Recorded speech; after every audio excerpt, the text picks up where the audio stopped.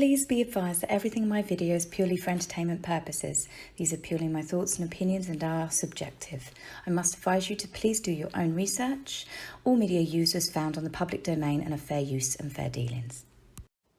Hello everybody, hope everyone is doing well. So today we are waiting with bated breath to find out, is Meghan gonna go to court?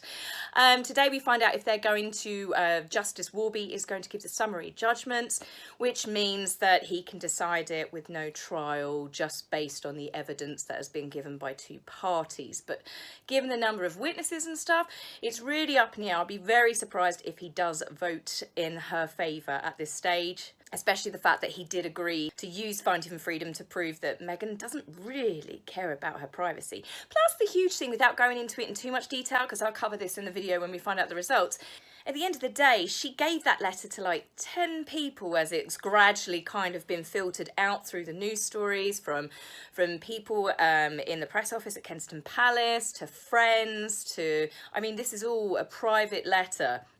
Sure, that's certainly what I've never personally done with a private letter. Let's give it to as many people as I possibly can before I give it to the person it's intended to go to, and then complain about my privacy has been violated straight after. So we will see what comes out of that. As I said, I will be doing a video as soon as we find out the news, which will either come out tonight or tomorrow, depending on what stage of the day we actually find out the results. So, as the title of this video, happy, sad, happy, sad. It reminds me of a clip I once saw on YouTube to do with an animal program. This is Harry.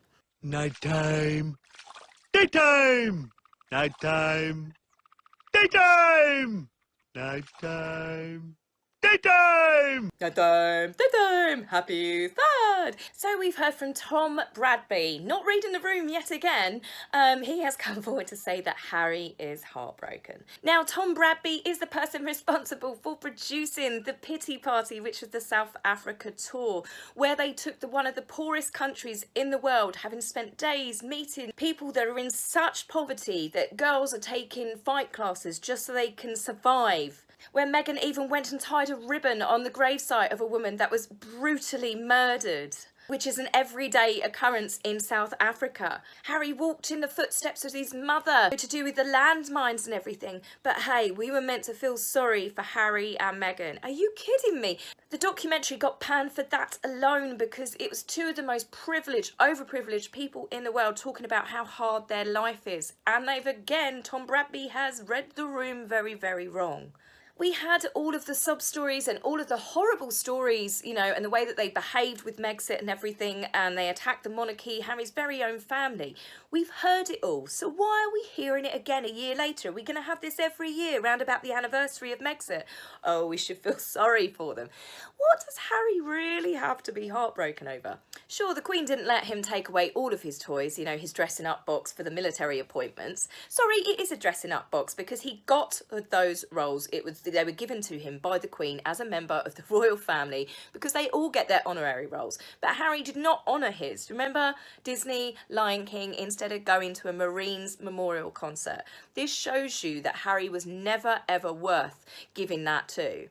But Harry has always got what he wanted. It was very much, you know, what Meghan wants, Meghan gets. Everything has been what Harry wants, Harry gets. He wanted to marry Meghan, he married Meghan. He wanted them to have titles, they got the dukedom. He wanted them to have tours, they got the tours. Meghan got patronages. She got to go on the royal train with the Queen. The list is endless. Multi-million pounds spent on them. The extensive wardrobe. I mean, there was no mix and matching with, you know, a few staple items with Meghan. Every time we saw her, it was like couture specifically for her, never to be seen again. They said that they weren't coping very well, so they, you know, they went off and had several private jets, you know, chartered for them to go stay with the rich and famous people that they met for the first time at their wedding. They wanted to go to Canada, so the Queen sent, you know, all of the security team over there with them because they were struggling. You know, remember Meghan is that new mother and they were newlyweds, like they were 19, 20 years old. They wanted MEGXIT, they got MEGXIT. As I said, all right, he wasn't allowed to take all of his dressing up box, but they still have kept their patronages, they've kept various other things. They're living in a $14 million mansion. They've got Netflix deals, Spotify deals, Meghan's got her vegan latte deals. So what possibly could they be heartbroken over? I'd imagine that the Queen is heartbroken because of the way that she has been treated and tricked into giving them titles and a dukedom for them to just throw it all on her face. I'd imagine Philip is heartbroken that his grandson, who he used to have a good relationship with, has thrown away duty like it was absolutely nothing in his retirement. I'd imagine William is devastated at how Harry is merching Diana's legacy and memories. I'd imagine that Catherine is really heartbroken because she loved Harry. They were very, very good friends. All three of them, they were thick as thieves. They were always having fun together. She cared about Harry and they had no problems. I don't care what anyone says. They were quite happy as a trio until a certain someone turned up. Even when Harry had previous girlfriends, he never had the issues that he did until he met Meghan. He's allowed his wife to bash Catherine, to give information, to find him freedom, to attack his whole family. You know, I'd imagine there are a lot of people that are heartbroken in the family that are the Windsors. But Harry, does he really get the rights to be heartbroken? I don't think so. And as for, again, the climate, Tom, are you trying to help him or are you trying to make it worse for him? How anyone that wants to be a friend to Harry and Meghan or their PR team can go, well, we've still got this worldwide crisis going on with people dying, people in lockdown, people not allowed to see their friends and their family, people that are suffering from the worst mental health crisis. Yeah, here we go. Let's feel sorry for Harry. No, sorry, not one iota. In more news, we had the fantastic news that Meghan never completed her British citizenship. Oh, boo-hoo. Well, come on. Everyone knows that she never intended to do that. She just had to convince the Queen of the Royal Family that she was going to become a member of the British monarchy, hence why she got the titles, and then she never bothered ever again because all she had to do was stay long enough to get the platform, to get the money, take the prince and bugger off. Well played. You can't knock her for that. Well played, and she executed it a lot quicker than even most of us skeptics even thought that she would be able to do. Angela Levin, who is a royal biographer, she's also like one of the royal experts that's often speaking on TV programmes and radio about the couple plus the other royals, has said that she believes that Meghan always intended to leave the royal family before the wedding. Yeah, tell us something we don't all know. Anyone with a brain cell can know that this was plotted and planned a long, long time before the wedding. Pretty much, I'd imagine, around about the time they started dating. They just needed the titles, the followers, you know, the social media, the cult fan base, which they definitely still have. And then the huge wedding, which was basically a massive networking event. And now you see her reaping the benefits, her friendship with Oprah. I mean, George and Amal Clooney have gone strangely quiet. But there are so many people that have just come out of nowhere in the past 2 years of Meghan and Harry's tragic story of leaving the royal family that were funny enough at the wedding for the first time that the couple ever met them. The thing is, if they had, and I admit this even from me, if they had a lower key wedding, if they decided no, the Queen did offer it to them, if they had turned around and said no, we don't want to become full-time working royals, Meghan still wants to work, we want to probably move to LA and start looking at maybe some other ventures, they still would have actually been popular at that particular stage. And if anything, I reckon people would have respected the whole story more, that it would have been more of a love story, that it would have been more of the prince gave up everything to be with the woman that he loved. Meghan and Harry would have naturally ended up with marketing deals falling on their lap, and then they could have had, you know, more conversations with the Queen and the royal family. They probably still would have come over to royal events, you know, it's still Prince Harry. But they didn't. It's not a love story. It is a smash and grab and a cash and carry story. So not surprisingly, after everybody did predict the big stories coming out on Catherine's birthday about how they were quitting social media, yes, they're still using other people's social media to promote what they're doing. No good deed is ever left unpromoted. This time, to celebrate Martin Luther King Day, they sent lunches to the volunteers that were helping the local veterans in the area. A deed which, you know, it's still nice that they've done something for charity, but the fact that they sent it with a note, which looks like something I would print off from my home printer, they've done it in extra large print as well. So I don't know if they thought some of the volunteers were, you know, might be struggling with their eyesight, or would it be more to the fact so it would be legible for the social media post? I think we all know the answer to that one. In more stories that have come out, Netflix. An insider at Netflix has revealed that when Harry and Meghan were working on hankering out a deal with Netflix, that they were told in strict, no uncertain terms, are they allowed to meddle in any shows. So obviously we've got Diana the Musical, The Crown. They are not to have any influence. They are not to get involved. They are not even to request anything to be cut from these shows. Now, given Harry has said before about The Crown that he hopes that it's cut before it gets to him, or he will ensure that it's cut, he now can't do diddly squat.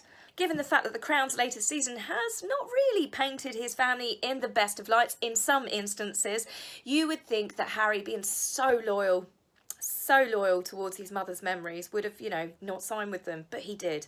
The Netflix source, however, did go on to add, they were more concerned and consumed about their own image and ideas. Well, that tells you everything, doesn't it? Even Harry's family loyalty has been bought for the right price. There's been quite a few news stories coming out about how Archewell is going to fail because they are obviously distancing themselves from the royal family. They've lost their general appeal, their star definitely isn't shining as bright. If anything, people seem to like them a lot less over the past year than what they did when they left. And as time goes by, they're going to find themselves more and more insignificant. And the fact that they said they weren't going to set up a foundation. Now, a foundation is something that quite a few rich and famous people have set up because they now become a way for them to stash a lot of money.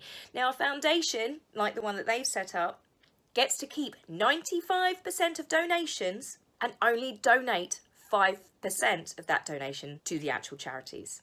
So you've got to question the sort of people that would actually donate to fund Harry and Meghan's lifestyle, because that's in effect what you're doing. They get to keep 95% of it. All right, it will go on paying their staff salaries, but 5% of it goes to the charity. Why not just give your donation direct to that charity?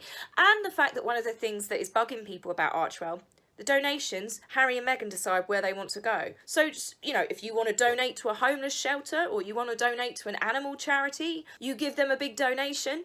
95% of it potentially ending up going to Meghan's next campaign run when she runs for president in 2024.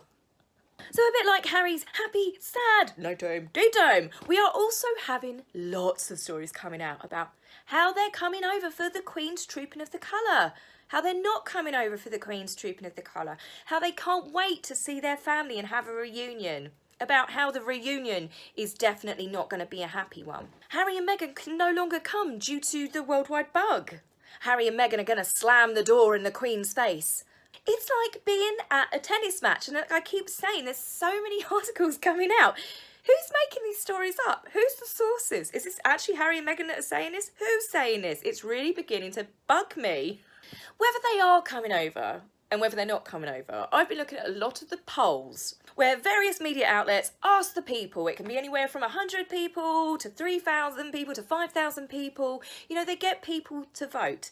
And it always seems to be around about 90% minimum to 98%. We don't want them back. We don't want them to come to Trooping of the Colour because we feel that they have absolutely tried to ruin our royal family. People feel protective. People that weren't necessarily royalist are now saying, I don't want you near William and Catherine. I don't want to see them with them. They have burnt all of their bridges as far as the UK public is concerned. Meghan has had to admit that she gave stuff to Finding Freedom authors, which means she and Harry approved the entire book. Of course they've had copies of that book and they've signed off on everything. So no, people really don't want to see them up on that balcony. Most people don't want them to attend because for the simple fact that our media will flood us.